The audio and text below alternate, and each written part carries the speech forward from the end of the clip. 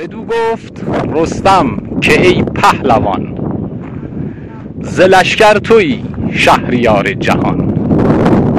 ناهیدشید 10 مرداد 1404 خورشیدی در کنار آرامگاه باشکوه پدر ایران زمین. میخوام یه سوال از مهرداد رئیسی بپرسم، بنیانگذار برند املاک 2020 خدا.